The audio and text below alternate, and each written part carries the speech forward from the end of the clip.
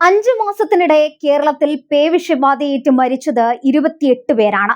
ഔദ്യോഗിക രേഖകൾ പ്രകാരം 5 വർഷത്തിനുള്ളിൽ സംസ്ഥാനത്ത് 122 പേവിഷബാധ മരണങ്ങൾ രേഖപ്പെടുത്തി.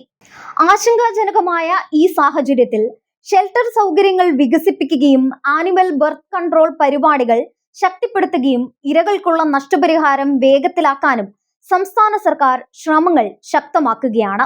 2023 മുതൽ ഇരകൾ സമർപ്പിച്ച 1522 നഷ്ടപരിഹാര കേസുകളിൽ 279 എണ്ണം സംസ്ഥാന സർക്കാർ തീർപ്പാക്കുകയും ഇതുവരെ ഇരകൾക്ക് 1.26 കോടി രൂപ വിതരണം ചെയ്യുകയും ചെയ്തു. 2026 ജനുവരി മുതൽ ഏകദേശം 5 ലക്ഷം രൂപ നഷ്ടപരിഹാരമായി നൽകിയിട്ടുണ്ട്. നഷ്ടപരിഹാര അപേക്ഷകൾ വേഗത്തിലാക്കാൻ ജില്ലാ ലീഗൽ സർവീസസ് അതോറിറ്റിയുടെ കീഴിൽ നഷ്ടപരിഹാര സംവിധാനം ഇപ്പോൾ സജീവമായി പ്രവർത്തിക്കുകയാണ്. തദ്ദേശ സ്വയംഭരണ സ്ഥാപനങ്ങൾ, ആരോഗ്യം, മൃഗസംരക്ഷണ വകുപ്പുകൾ എന്നിവയിലെ ഉദ്യോഗസ്ഥർ ഉൾപ്പെടുന്ന സ്വന്തം തെരുവ് നായ ഇരകളുടെ നഷ്ടപരിഹാര ശുപാർശ കമ്മിറ്റി ഇപ്പോൾ ഓരോ ജില്ലയിലും പ്രവർത്തിക്കുന്നുണ്ട്.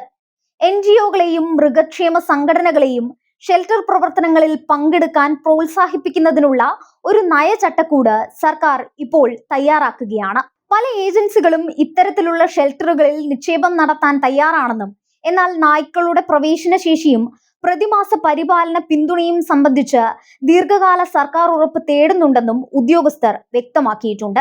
ഈ വർഷം തദ്ദേശ സ്വയംഭരണ സ്ഥാപനങ്ങൾ വാക്സിനേഷനും വന്ധ്യംകരണത്തിനുമായി 18 കോടി രൂപ നീക്കിവെച്ചു.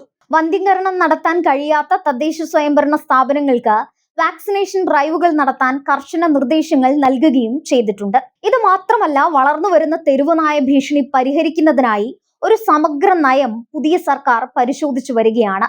അതിൽ ഷെൽട്ടറുകൾ, ഹോട്ട്സ്പോട്ട് അധിഷ്ഠിത ഇടപെടലുകൾ, തദ്ദേശ സ്വയംഭരണ സ്ഥാപനങ്ങൾക്കുള്ള അധികാരങ്ങൾ വർദ്ധിപ്പിക്കൽ എന്നിവ ഉൾപ്പെടുന്നുണ്ട്. തെരുവുനായകളെ വിവേചനരഹിതമായി കൊല്ലാൻ വാദിക്കുന്ന ഒരു സമീപനത്തെയും അനുകൂലിക്കില്ല എന്നതാണ് സർക്കാരിന്റെ നയം.